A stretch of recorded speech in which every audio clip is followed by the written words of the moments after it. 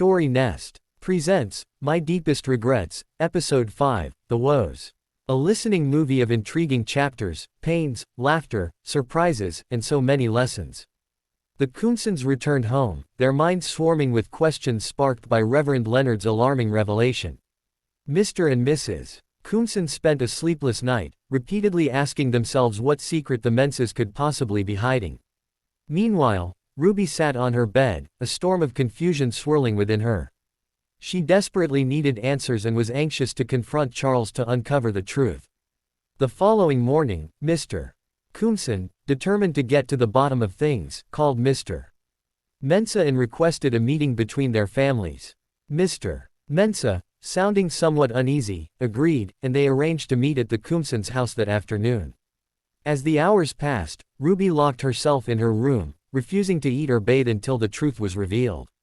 Her parents pleaded with her to come out and take care of herself, but she remained steadfast in her resolve. That afternoon, Mr. and Mrs.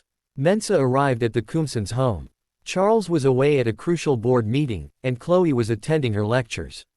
Mr. Koomson greeted the Mensahs at the door, his expression serious but welcoming. Stella Koomson was busy in the kitchen, preparing a meal for their guests. After some initial pleasantries and small talk, the atmosphere in the room grew tense. Mr. Koomson cleared his throat, his hesitation palpable, and then he revealed the disturbing information they had received from Reverend Leonard.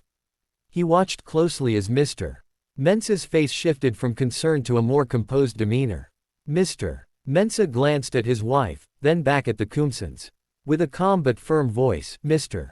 Mensah assured them there was no family secret and that Ruby and Charles were indeed fit to marry. He emphasized that their families had nothing to hide and that they fully supported the union. The Koomsons listened intently, their expressions a mix of skepticism and cautious relief. They all sat down for lunch, though the atmosphere remained charged with unspoken questions.